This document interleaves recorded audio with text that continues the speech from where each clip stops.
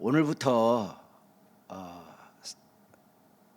매주 주일 낮 시간에 십계명을 설교하려 합니다.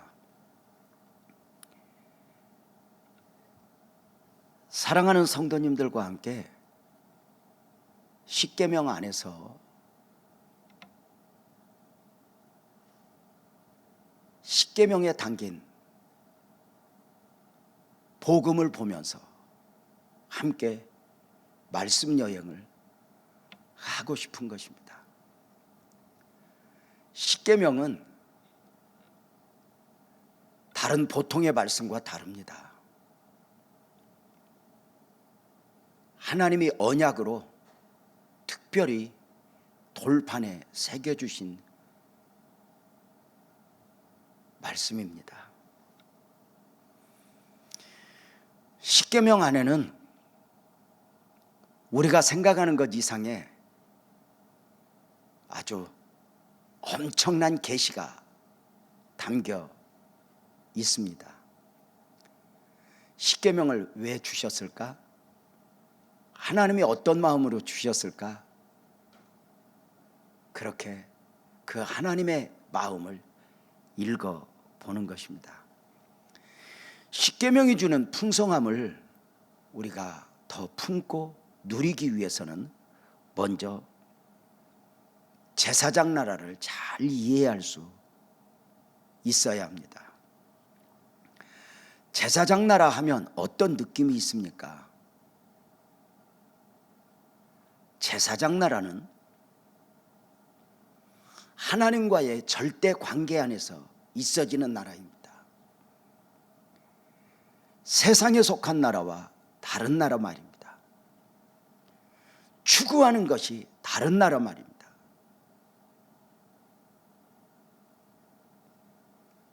제사장 나라의 제사장 백성들은 하나님을 예배하며 하나님을 섬기며 세상이 이해할 수 없는,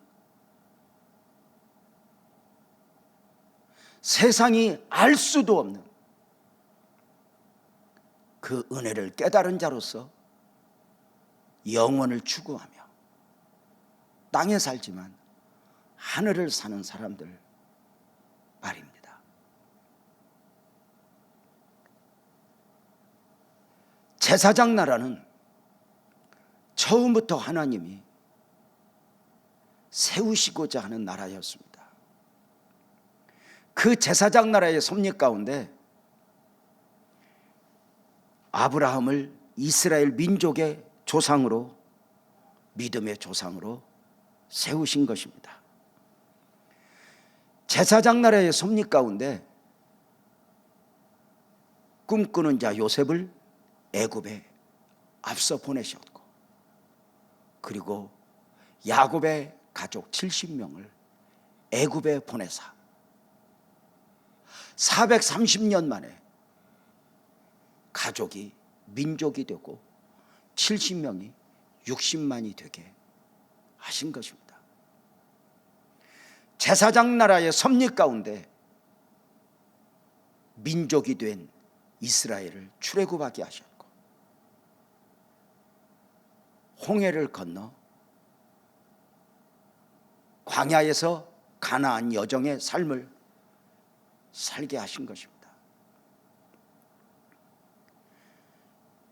광야 이스라엘 백성들을 약속의 땅 가나안에 정착하게 하심도 제사장 나라를 세우시기 위함이었습니다. 그 제사장 나라의 섭리 가운데 출애굽한 이스라엘 백성들을 하나님은 구름기둥 불기둥으로 인도하신 가운데 3개월 만에 시내산 광야에 장막을 치게 하셨습니다. 말씀을 드린 대로 시내산 광야에 장막을 친 가운데 이스라엘 백성들은 그곳에서 약 1년 동안 머물면서 많은 은혜와 축복을 받게 됩니다. 그 중에 하나가 십계명입니다. 십계명을 주시기 위해서 하나님은, 또 그 많은 축복을 주시기 위해서 하나님은 모세를 시내산 위에 불러 올리셨습니다. 그리고 모세를 통해 이스라엘 백성들에게 아주 귀한 말씀을 주시니 출애굽기 19장 6절입니다. 너희가 내게 대하여 제사장 나라가 되며 거룩한 백성이 되리라. 모세야, 너는 이 말을 이스라엘 자손에게 전하여라 입니다. 출애굽한 이스라엘 백성들이 제사장 나라가 되고 거룩한 백성이 된다. 이 하나님의 말씀이, 이 하나님의 선포가 얼마나 대단하고 귀한 말씀이었는지 아마도 당시 광야 이스라엘 백성들은 몰랐을 것입니다. 아니, 우리를 제사장 나라 삼아 주신다고? 우리를 거룩한 백성이 되게 하신다고? 백성들이 이해할 수 없었던 이유가 무엇일까요? 저들이 원하는 나라는 세상에 속한 나라였거든요. 강력한 나라. 어떤 나라? 애굽을 이기는 나라, 로마를 이기는 나라.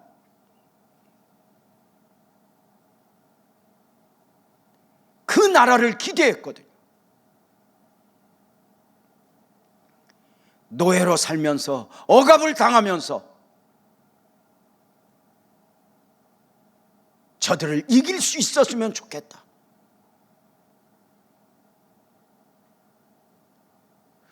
그래서 세상에 속한 나라를 원했던 저들에게 제사장 나라, 거룩한 백성, 이해가 되지 않는 것입니다.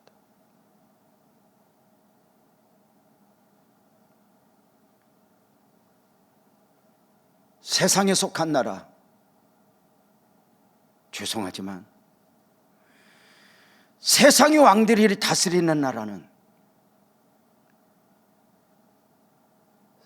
세상이 끝인 나라입니다.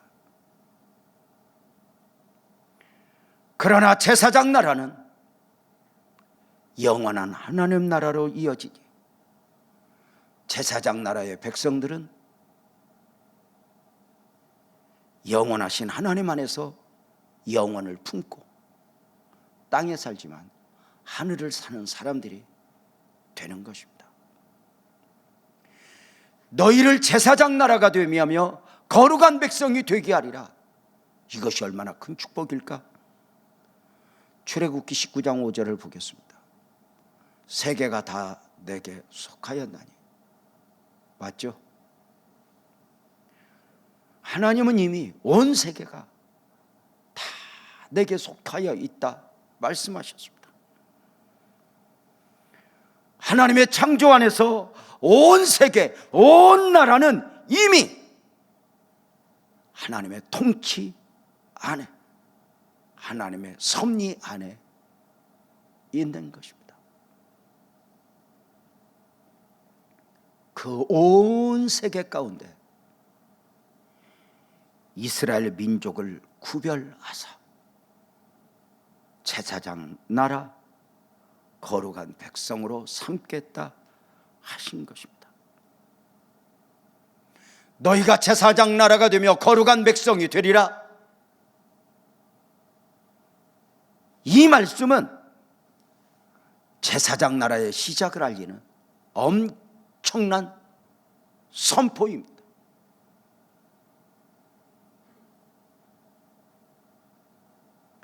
하나님은 새로운 시작을 하실 때면 언제나 특별한 말씀으로 선포를 하셨습니다. 영원하신 하나님이 세상을 창조하실 섭리 가운데 창세기 1장 1절 말씀을 선포하십니다. 태초에 하나님이 천지를 창조하시니라 입니다. 아직 사람이 만들어지지 않았습니다. 자연도 만들어지지 않았습니다. 하나님 스스로의 선포이고 스스로의 선언입니다. 하나님이 세상을 창조하셨다고 말합니다. 아무도 없을 때 보시기에 좋았더라 스스로 화답도 하셨습니다. 그 하나님의 선포 가운데 인류의 역사는, 세상 역사는 시작이 되었습니다. 안타까운 것은 처음 사람 아담의 선악과 사건으로 그만 인류는 죄와 사망적 존재가 되고 말았습니다. 죄를 지어 죄인이 되는 것이 아니라 근본적으로 죄인인 것입니다.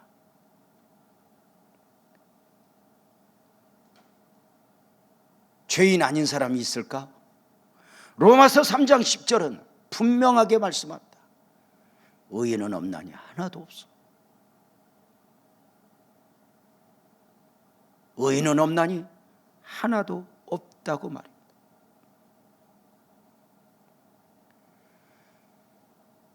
목사가 되기 위하여 신학교를 가면 조직신학이라고 하는 학문에서 제일 처음 배우는 학문이 인간론입니다.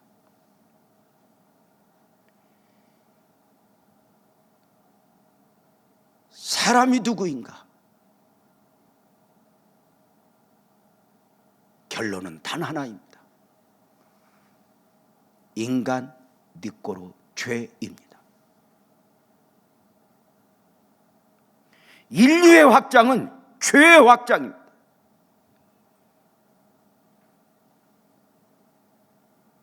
사람들이 점점 늘어나면 늘어나는 만큼 죄가 확장이 되는 것입니다.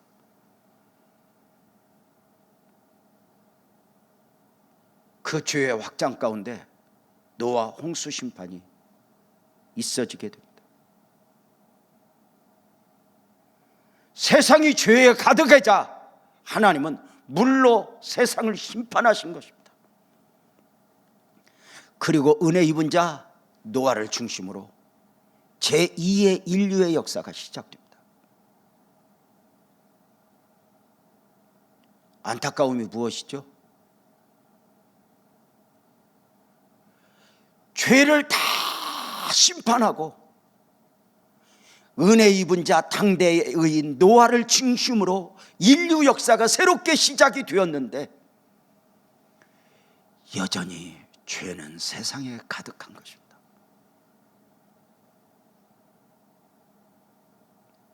노아 홍수에 담긴 거대한 복음 메시지가 무엇입니까? 죄는 이렇게 해결하는 게 아니야.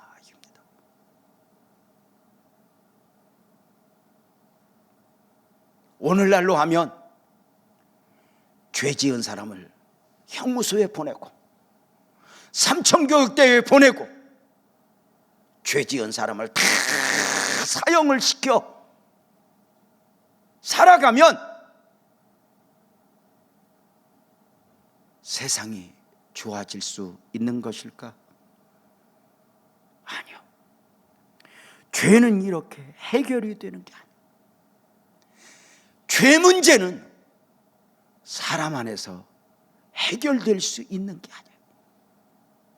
10년을 20년을 50년을 수도해도 내 안에 담겨있는 욕심, 내 안에 담겨있는 음란, 이 기본적 죄에서 자유할 수 없는 것이죠. 존경하고 사랑하는 성도님들, 인간 안에 죄를 이길 힘이 있습니까?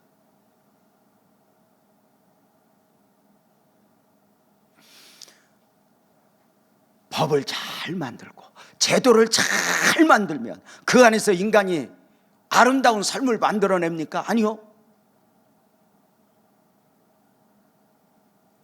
인간은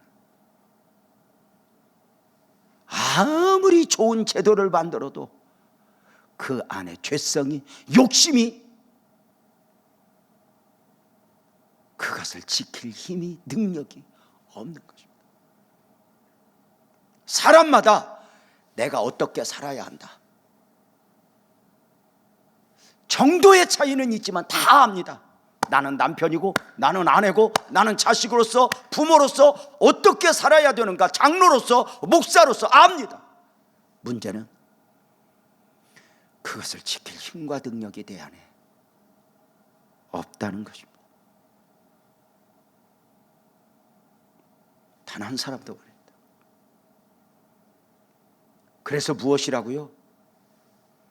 인류의 확장은 죄의 확장입니다. 사람이 세상을 아름답게 만드는 것 같지만 얼마나 그 숨은 죄성들이 가득한지요. 인류의 확장은 죄의 확장이라 개인적으로도 마찬가지입니다. 우리 아내는 오래오래 살고 싶다 이야기합니다. 저 또한 마찬가지죠. 그런데 100살, 200살 살아보십시오. 그 인생의 마지막 조용히 눈을 감고 결론은 단 하나입니다. 다 죄뿐입니다.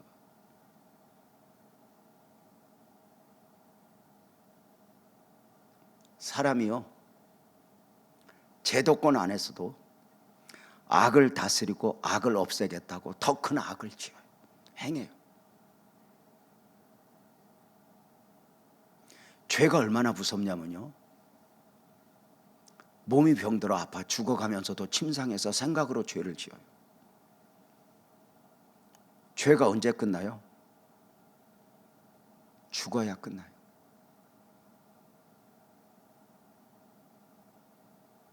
그 죄의 결과는 천국과 지옥으로 나뉘어 있고요. 죽어야 죄가 끝난다. 그래, 바울 사도는 나는 날마다 죽노라 그래.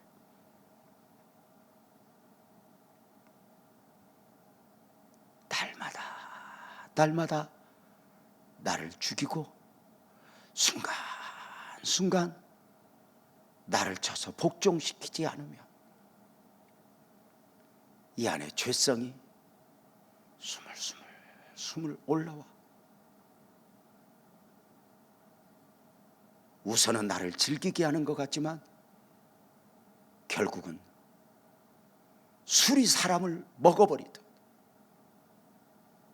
죄가 그 한 사람의 인생을, 그 한 가정을, 한 공동체를 삼켜 유린하게 되는 것입니다.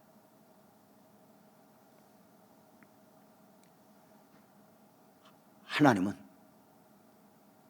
특별한 계획을 세우십니다. 홍수 후에 바벨탑 사건과 더불어 온 인류를 흩어지게 하신 가운데 언어를 혼잡케 하셨습니다.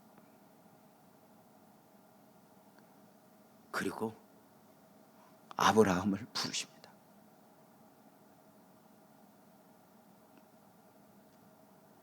제사장 나라를 세울 섭리 가운데 말입니다. 그 제사장 나라가 귀함은 신약의 예수 그리스도 안에서 세워지는 하나님 나라를 목적으로 하고 있기 때문입니다. 구약의 제사장 나라는 아브라함을 시작으로 이스라엘 공동체 안에서 세워지는 나라라면, 신약의 하나님 나라는 예수 그리스도를 믿고 영접하여 구원을 받은 공동체로 세워지는 나라입니다. 그래서 신학적으로 접근하면 구약 제사장 나라의 핵심은 언약이고, 신약 하나님의 나라의 핵심은 복음입니다.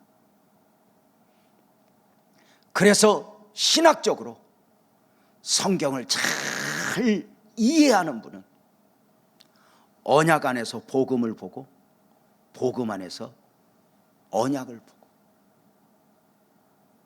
제사장 나라 안에서 하나님 나라를 보고, 하나님 나라 안에서 제사장 나라를 함께 볼 수 있는 것입니다.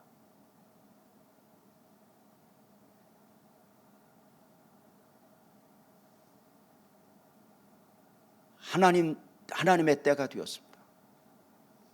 신약 시대가 시작되면서 마태복음 1장 1절은 이렇게 선포되어집니다. 아브라함과 다윗의 자손 예수 그리스도의 세계라, 이렇게 말입니다. 아브라함과 다윗의 자손 예수 그리스도의 세계라. 이 선포와 선언은 하나님 나라의 시작을 알리는 엄청난 말씀입니다.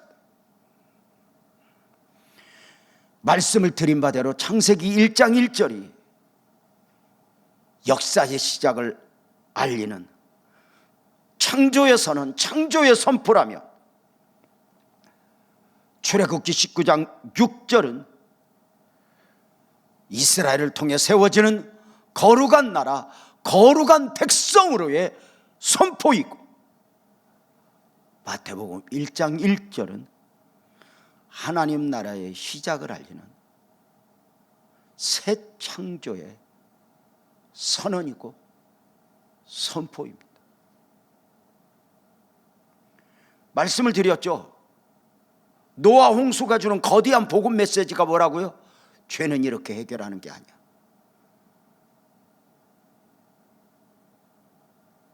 죄송하지만 죄로 인하여 소돔성이 멸망을 당해도,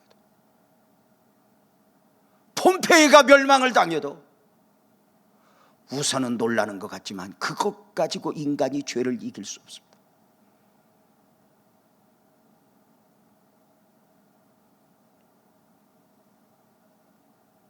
죄는 오직 예수 그리스도 안에서, 복음 안에서 해결이 되는 것입니다. 그래서 마태복음 1장 1절 아브라함과 다윗의 자손 예수 그리스도의 세계라, 이것은 노아 홍수로 실패했던 그 하나님 나라 제사장 나라의 시작을 알리는, 어쩌면 이것은 창세기 1장 1절의 창조의 선포에 이은 새 창조의 선포라, 이렇게 말씀을 드릴 수 있는 것입니다. 아브라함과 다윗의 자손 예수 그리스도의 세계라, 그렇게 예수님이 오셨고, 예수 안에서 하나님 나라가 다 이루었다, 완성이 된 가운데 우리 예수님이 다시 오실 섭리 가운데 승천을 하십니다. 그리고 성경에 마지막 선포가 있어집니다. 요한계시록 22장 20절 말씀이죠. 내가 진실로 속히 오리라 하시거늘 아멘 주 예수여 오시옵소서. 부활 승천하신 주님이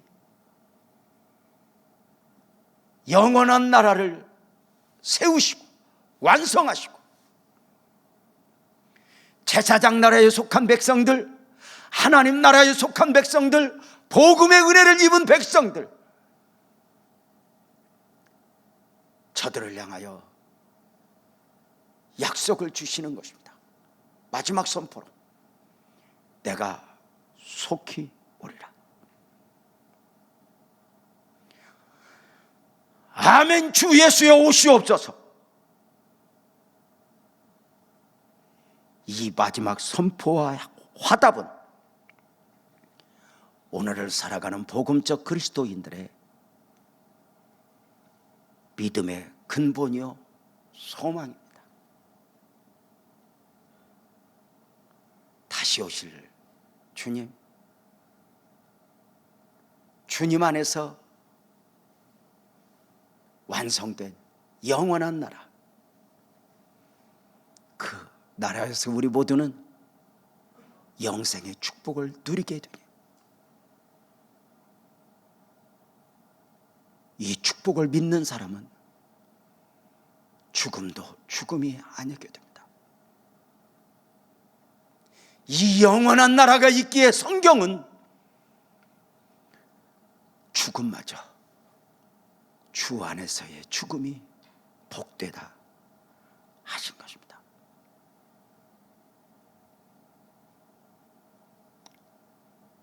성도님들, 어느 정도 이렇게 정리가 되셨습니까?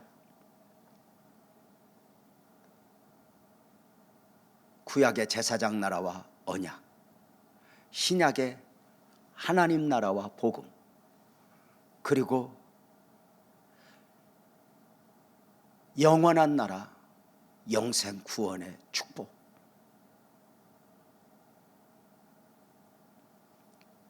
이것이 바로 우리 기독교 신앙의 핵심 원리고 사상입니다. 창조의 하나님을 믿고 죄 문제 가운데 새 창조를 선포하시고 비로소 예수 그리스도 안에서 죄 문제를 해결하신 가운데 처음부터 하나님이 섭리하셨던 바 임마누엘, 하나님과 함께하는 그 나라, 그 영원한 나라를 우리에게 소망으로 주신 것입니다. 성도님들 아멘 합시다. 우리 그 나라에 가면 코로나19 없습니다. 그 나라에 가면 그 무엇도 우리를 괴롭힐 수 없습니다. 그 나라는 모든 수고, 모든 짐 다 내려놓고, 여러분 죄송하지만 배우자가 나를 힘들게 하고 자식이 나를 힘들게 하는 것 같아도 아닙니다. 내 안에 죄가 나를 힘들게 하는 것입니다.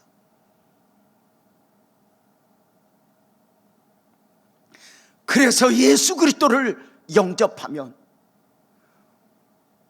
내 주변이 모두가 행복해지는 것입니다.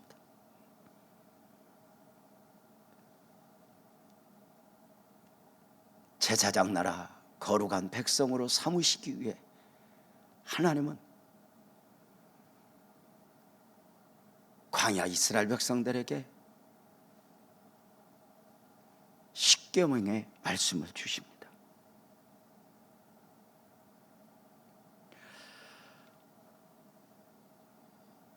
십계명의 말씀을 주실 때 어찌하셨는가? 출애굽기 34장 27절 말씀을 볼까요? 모세를 산 위에 불러 올리신 하나님이 모세에게 이르시되 이렇게 말씀합니다. 모세야, 너는 이 말들을 기록해라.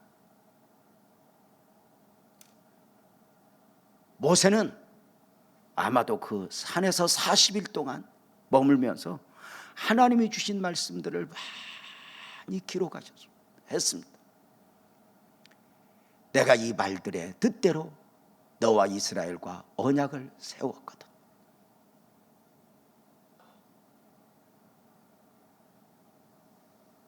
말씀 안에서 언약을 맺어 주셨다는 것입니다.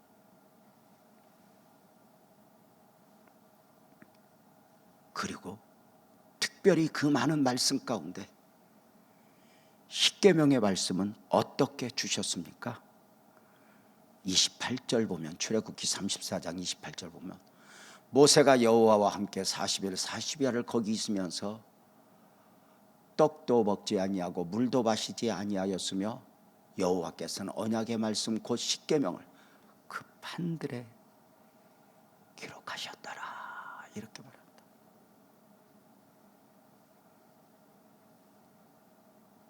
다른 모든 말씀들은 모세로 하여금 기록하게 하셨지만 십계명의 말씀은 언약을 담아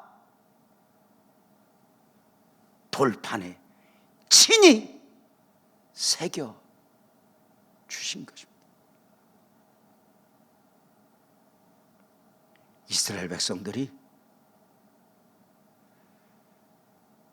그 하나님의 말씀을 눈으로 보고 손으로 만져 인식할 수 있게 해 주셨다는 것입니다.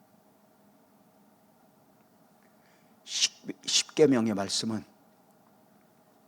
온 세계가 하나님께 속하였지만 온 세계에게 주신 말씀이 아닙니다. 제사장 나라 거룩한 백성의 은혜를 입은 사람들에게 주신 말씀입니다. 십계명의 말씀을 언약으로 주셨다. 성경은 분명히 말씀했습니다. 언약으로 주셨다면 그 언약 안에는 반드시 복음이 담겨 있고 영원히 담겨 있거든요. 그렇다면 우리는 십계명 안에서 복음을 보고 영원을 볼 수 있어야 하는 것이죠.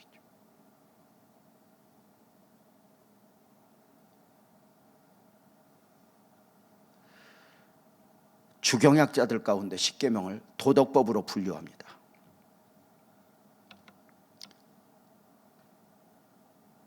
물론 십계명은 도덕과 윤리를 강조하기도 합니다.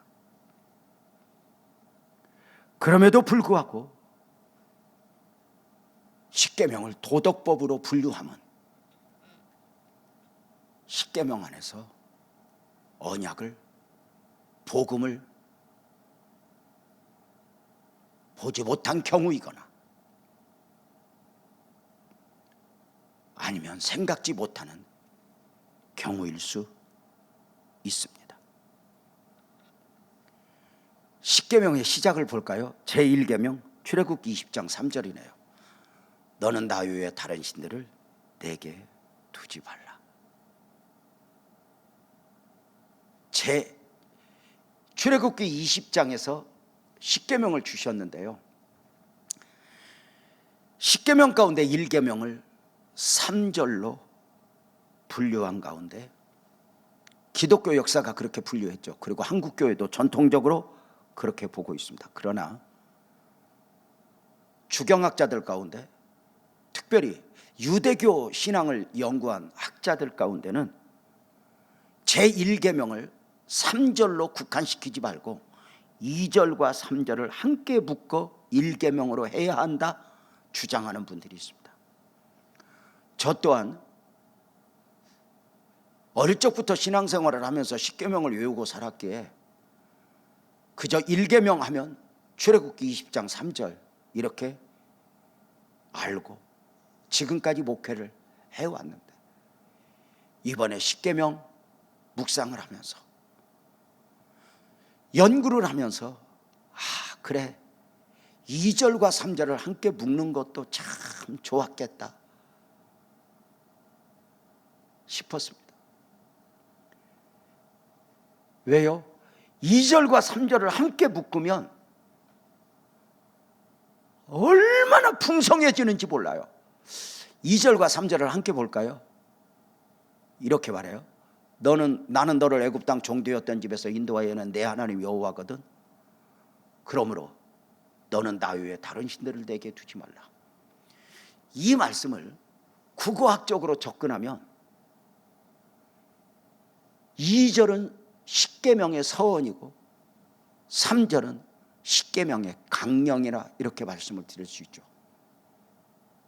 그런데 이 2절 말씀을 1계명 3절과만 함께 묶는 것이 아니라 십계명 전체와 함께 묶어 그렇게 볼 수 있어야 한다는 것이죠. 십계명에서 우리가 질문을 만들어 볼까요? 이렇게 해요. 1계명, 나는 왜 다른 신들을 내 앞에서 두어서는 안 되는 것일까? 나는 왜 우상을 만들지 말고 2계명, 섬기지 말아야 하는 것일까? 3계명, 나는 왜 여호와 하나님의 이름을 망령되이 불러서는 안 되는 것일까? 4계명, 나는 왜 정한 날 안식일을 기억하여 거룩하게 지켜야 하는 것일까? 5계명, 나는 왜 부모를 공경해야 하는 것일까? 6계명, 나는 왜 살인하지 말아야 하는 것일까? 7계명, 나는 왜 간음하지 않아야 하는 것일까? 나는 왜 8계명 도둑질하지 말아야 하는가? 9계명, 나는 왜 이웃에 대하여 거짓 증거하지 말아야 하는가? 10계명, 나는 왜 이웃의 집을, 이웃의 것을 탐내지 말아야 하는가? 성도님들 왜입니까? 왜요? 복받기 위해서?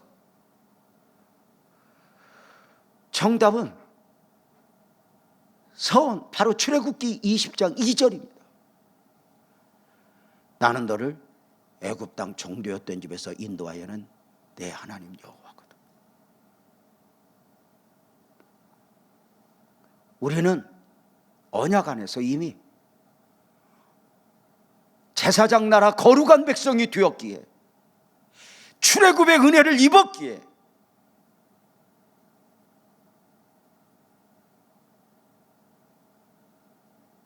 그렇게 십계명의 말씀을 구원받은 자로서 품어내야 한다는 것입니다.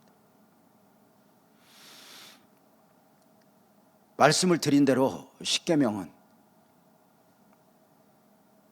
언약의 말씀으로 주셨다 했습니다.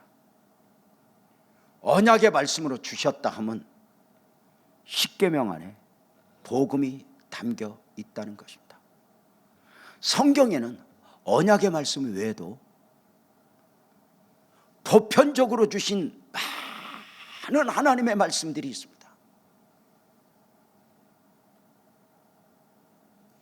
언약의 말씀 외에 보편적으로 주시는 말씀들은 꼭 믿음이어야 하고 은혜여야 하고 하나님이 계시해 주셔야 깨달아 알아지는 진리들이 아닙니다. 그러나 언약으로 주신 말씀, 특별히 언약이라, 약속의 말씀과 달리 언약이라 주시는 말씀들은 우리가 그 대표적으로 성경에서 말씀하고 있는 언약들은 아담에게 주신 선악과 언약, 노아에게 주신 무지개 언약, 아브라함에게 주신 횃불 언약,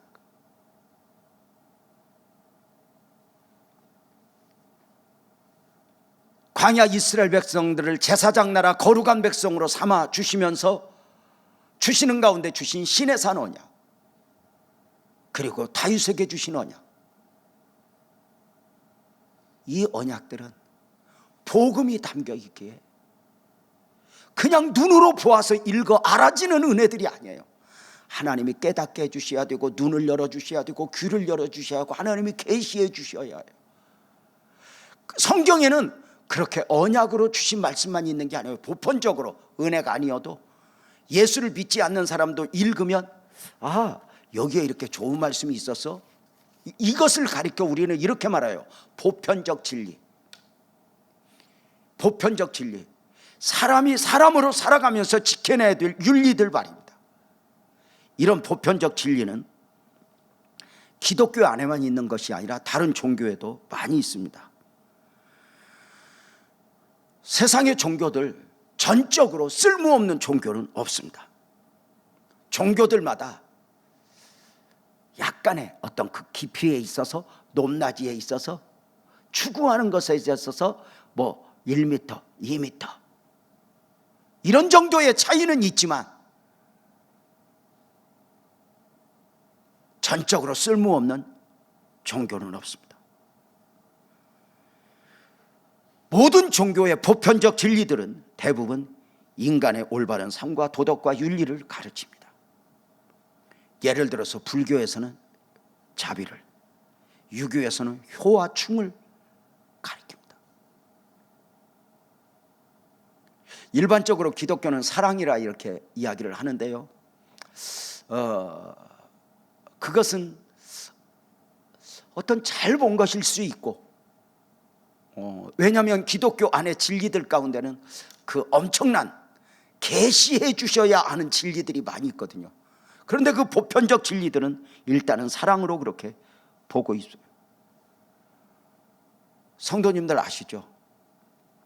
우리가 기독교 신앙을 가졌지만 배타적으로 다른 종교를 모든 면에서 부정할 필요는 없습니다.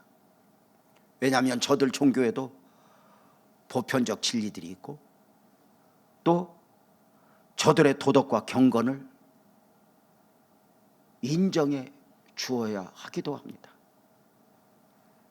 그래서 불교나 천주교 이런 다른 종교에도 정말 깨끗하게 살고 싶어, 죄를 이기고 싶어서 성철 스님처럼 10년, 20년, 30년, 40년 죽을 때까지 수도사로 삶을 살아내는 사람들 많이 있어요. 저들 인격이나 행위를 보면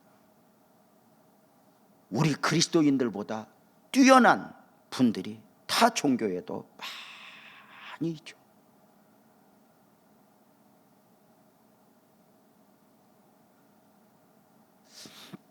요즘에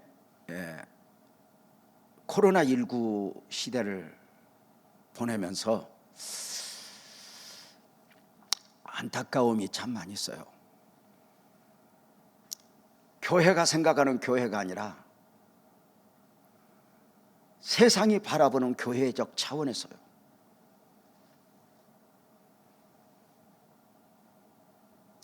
우리의 신앙을 절대 신앙으로 인정하면서 안타까운 게 무엇이냐면, 신앙 지수가 높으면, 믿음의 지수가 높으면 상대적으로 도덕 지수, 윤리 지수도 높아져야 되거든요.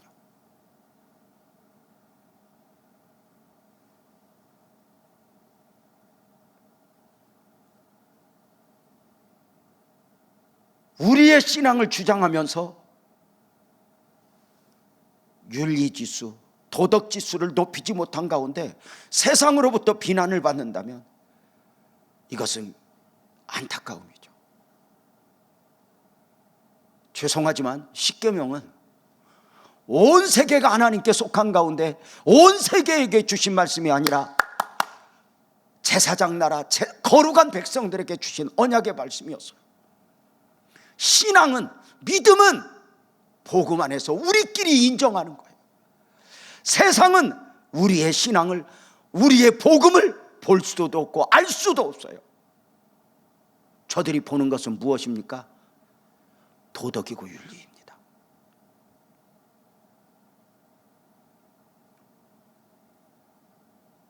왜 세상이 교회를 비난합니까? 그만큼 기대가 있기 때문입니다. 교회만은 좀 달랐으면 좋겠어, 이렇게 말입니다. 교회는 영원한 나라를 소망하는 가운데 복음적 신앙을 가지고 살아갑니다. 교회는 세상으로부터 구별되었습니다. 그럼에도 불구하고 교회에 또 하나의 책임이 있습니다. 사회적 책임입니다.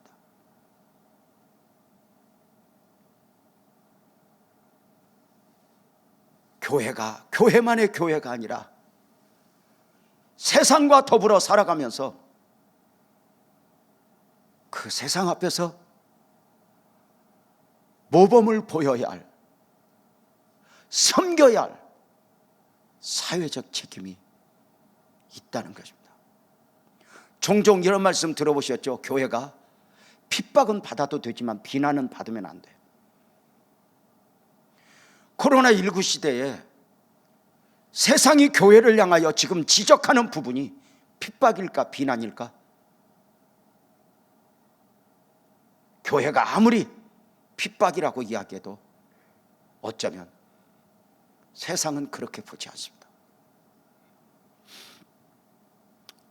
코로나19 시대 영상으로 예배하면서 비대면 예배를 드려 안타깝습니다. 정말 성도들 보고 싶습니다. 그런데 방역당국은 교회가 비대면 예배를 드렸으면 좋겠다 결정했습니다. 오늘 오후에 방역당국의 회의 가운데 전에처럼 사회적 거리를 두고 예배를 드리게 할지 아니면 또 한 주, 두 주 연기할지 모르겠습니다. 사회적 거리두기 2.5단계는 3단계로 가지 않기 위한 몸부림이죠. 교회가 아무리 힘들어도 성도들 삶의 현장보다 더 힘든 것은 아니죠.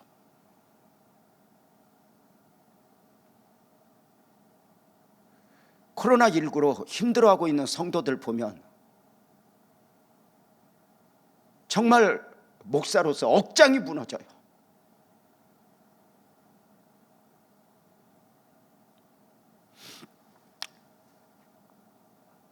감리교에서 감리교단에 속한 교회들에게 이렇게 말했습니다.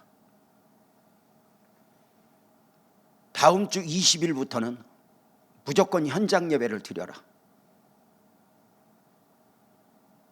방역당국은 교회 현장 예배를 타치하며 명령하지 말라.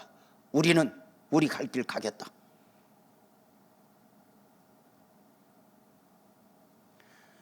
그렇게 명령하면서 감리교 본부에서는 이렇게 말했습니다.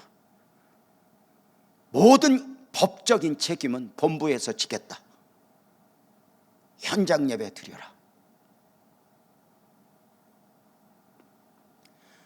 이것이 믿음 안에서 신앙 안에서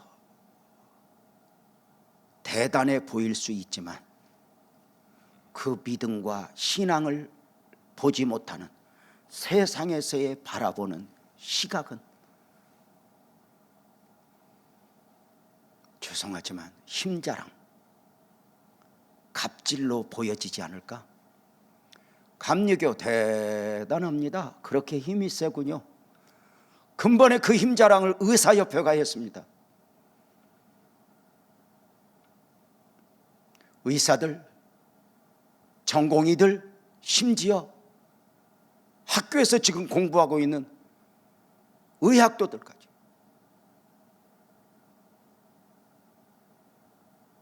저들은 여론의 지지를 받지 못했습니다.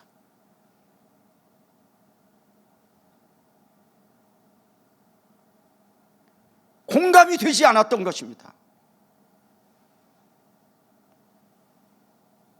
이 코로나19 시대에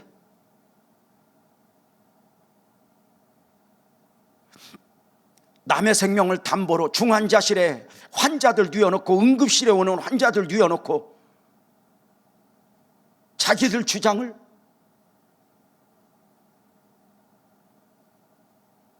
물론 의사협회 입장에서 할 말 많을 수 있습니다. 그러나 의사는 그냥 의사가 아닙니다. 의사 선생님입니다. 선생님이라고 불러준다면 사회적 책임이 담겨 있는 것입니다. 공공의 이익을 추구해야 할 의무가 있는 것입니다. 교회가 그러합니다.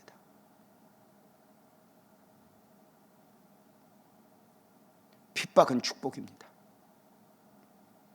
그러나 비난은 안타까움입니다. 기독교는 복음 안에서 믿음도 특별해야 되지만 도덕 지수, 사회적 어떤 그 지수, 윤리 지수를 높이지 않으면 아니 되는 것입니다.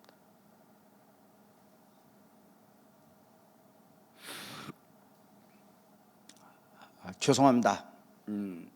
이 보편적 진리에 대하여 설명하다가 엉뚱한 이야기를 좀 하게 되었습니다.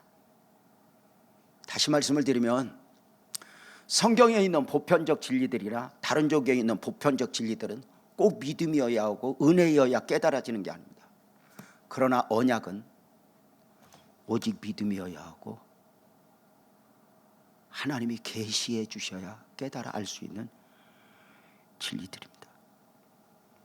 하나님이 계시해 주지 않으면 십계명 안에, 언약들 안에 담겨 있는 그 풍성한 진리들을 마음껏 헤아려 알 수 없기 때문에.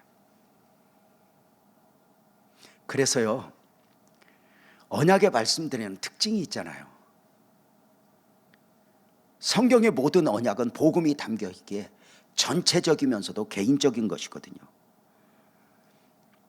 십계명을 이스라엘 백성들 전체에게 주시는 가운데 모세를 통해 선포되어진 말씀, 십계명 서언으로 봤죠. 2절 말씀을 보면 나는 너를 애굽 땅 종되었던 집에서 인도하여 낸 내 하나님 여호와라. 보십시오.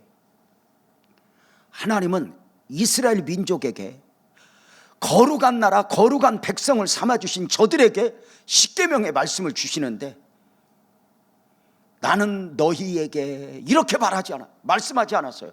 너는 너의 하나님 이렇게.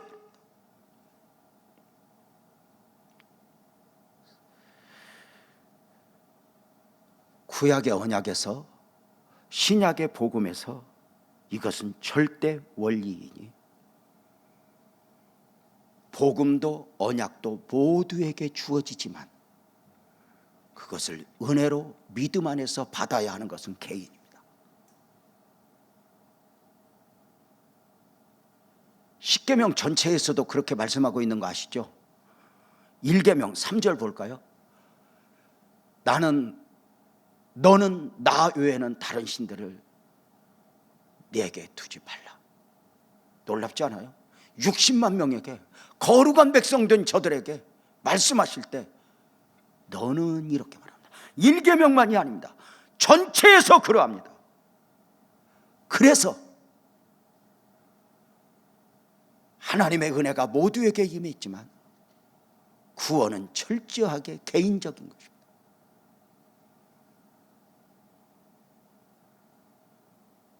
그래서 나의 복음, 나의 구원이 분명해야 하고 확실해야 하는 이유입니다.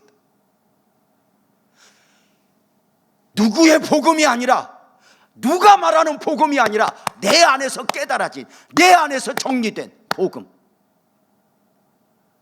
누가 말하는 구원이 아니라 나의 구원의 확신은 분명한가?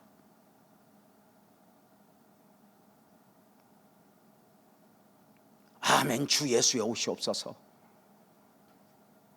나의 복음은 확실한가?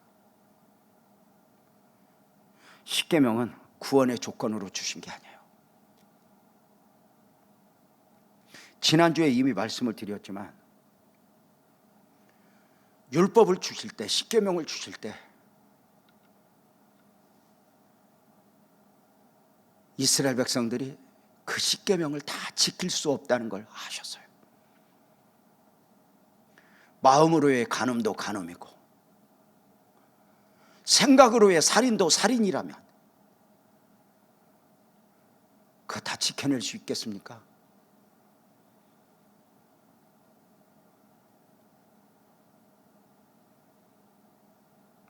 못 지킵니다. 그래서 십계명은 복음입니다. 그 율법 앞에서, 복음 앞에서 내가 죄인됨을 확인한 가운데 죄 문제를 해결하실 분은 오직 예수 그리스도예요. 십자가의 복음. 그래서 십계명이 복음인 것입니다. 내가 지킬 수 있어서가 아닙니다. 나는 못합니다. 거기서 이 손에 십자가를 붙드는 것입니다.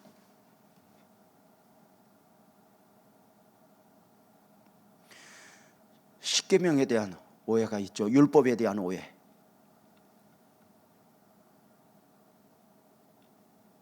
뭐 다 지킬 수 있다는 사람들, 또 예수님이 다 해결했으니 십계명과 율법에서 완전히 자유하여 회개하지 않아도 된다고 말하는 구원파 계통의 사람들, 또는 여전히 율법에 매여 있는 안타까움들. 그래서 그 율법주의자들은 다른 사람보다 천배나 만배나 율법을 지켜내고는 있지만 결국은 그 율법의 한계 앞에서 율법주의자로 살아가는 저들과 바울 사도가 변론을 하는 가운데 바울 사도가 했던, 유대인들을 향해서, 율법주의자들인 유대인들을 향해서 했던 말씀이 고린도후서 3장 14절에서 16절에 있죠. 그러나 그들의 마음이 완고하여 오늘까지도 구약을 읽을 때에 그 수건이 벗겨지지 아니하고 있으니 그 수건은 그리스도 안에서 없어진다. 바로 뭐죠? 율법주의자들이, 유대인들이, 사두개인들이, 바리새인들이 성경을 읽는데 그 마음에 수건을 덮고 있다는 거예요. 모세 오경을 읽을 때. 그러니까 진짜 보아야 할 것을 못 본다는 거예요. 근데 그 수건은 언제 없어져요? 시간이 되면 아는 게 아니에요. 공부를 해서 아는 게 아니에요. 그리스도 안에서 없어져요. 예수님을 만나야 없어진다는 거예요. 예수님을 만나야 수건이 벗겨지고 비로소 예수님 앞에서 십계명을 주신 의도, 제사장 나라를 삼아주신 의도, 이런 것들이 분명해진다는 것이죠. 그러나 15절, 오늘까지 모세의 글을 읽을 때에 수건이 그 마음을 덮었도다. 지금까지도 덮고 살아가는 사람들 많아요. 유대인들 그렇죠.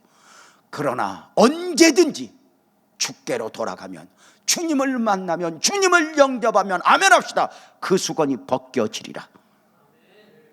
이것이 원리입니다.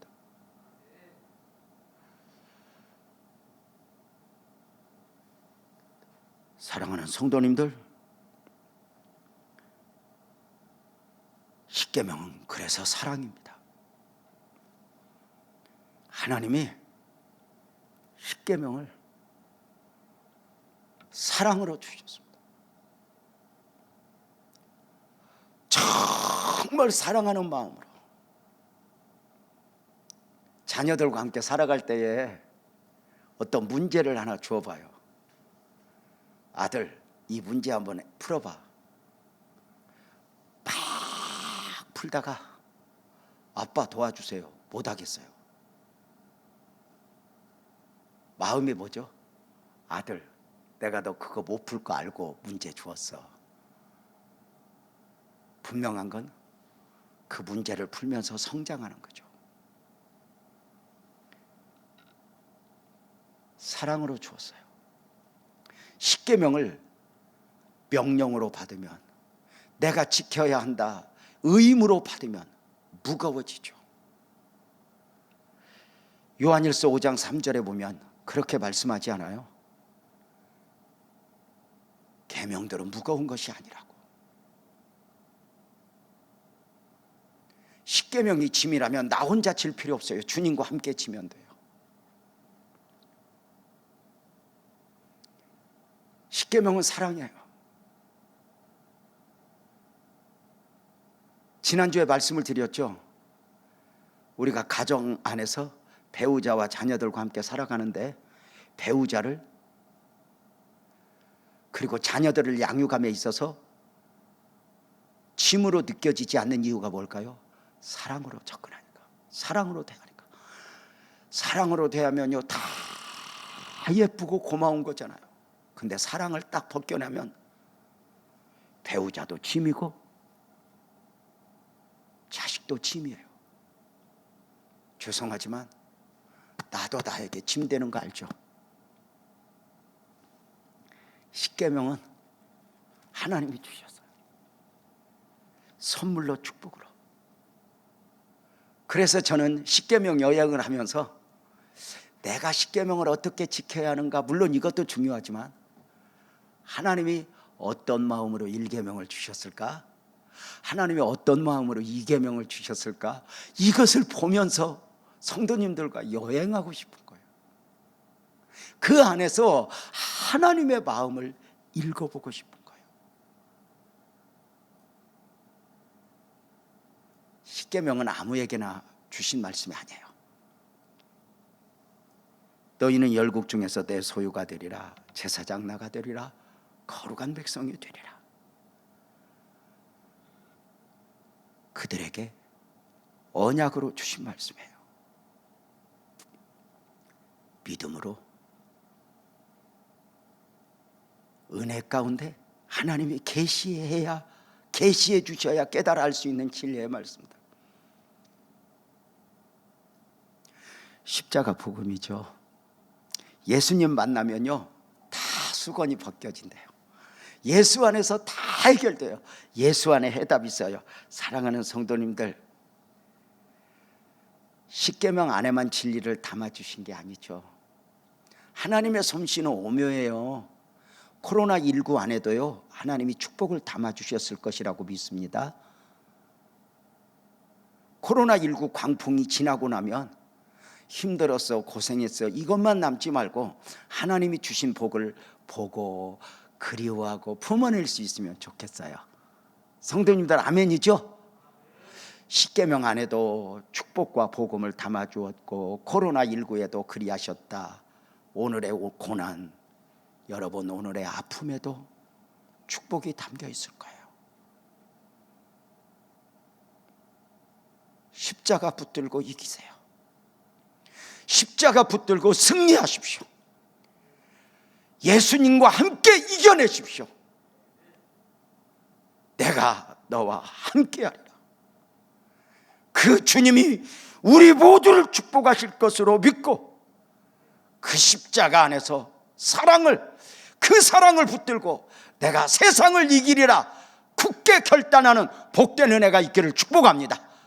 우리 그 결단을 위해서 우리 자리에서 일어나서 우리 함께 십자가의 사랑 함께 찬송하고 오늘 말씀, 오늘 예배 마치려고 합니다. 찬송합니다.